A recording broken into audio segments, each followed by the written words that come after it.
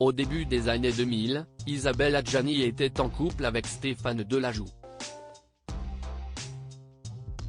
Au bout de 5 ans, leur histoire d'amour s'est terminée par une bataille judiciaire. Des années après, l'actrice reste très marquée. Dans ses amours, Isabelle Adjani a joué de malchance. Actrice talentueuse et applaudie, elle a souffert dans ses relations charnelles. D'abord avec Daniel Day-Lewis. Lors de la première anglaise du film Camille Claudel, ils ont pourtant eu un coup de foudre. Mais l'acteur américain l'a quitté avant que naisse leur fils, Gabriel Kane. Puis avec Jean-Michel Jarre, qu'il a trompé après 2 ans de relation.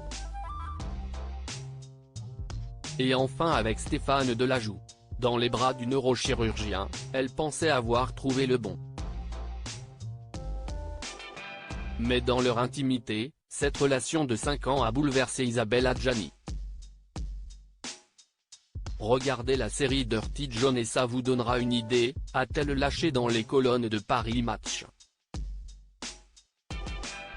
Cette série, selon nos confrères, tourne autour d'un Casanova sociopathe. Leur séparation médiatique est intervenue à un moment clé de la carrière du chirurgien, l'opération de Johnny Hallyday. Stéphane Delajoux est en effet celui qui a opéré le chanteur d'une hernie discale dans une clinique privée parisienne. Johnny s'est ensuite retrouvé hospitalisé en urgence à Los Angeles. Quelques jours avant que celui-ci ne soit hospitalisé d'urgence à Los Angeles.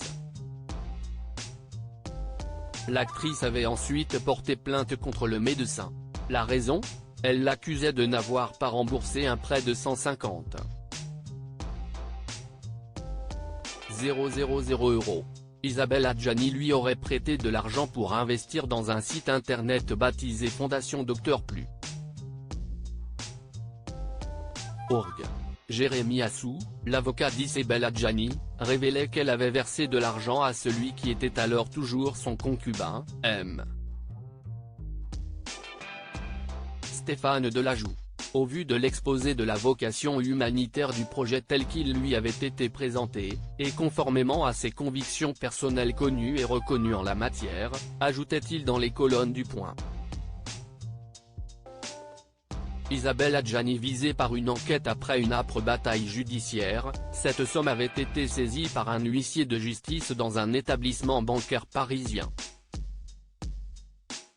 Isabelle Adjani a décidé de la reverser au SIDAction et à des œuvres humanitaires.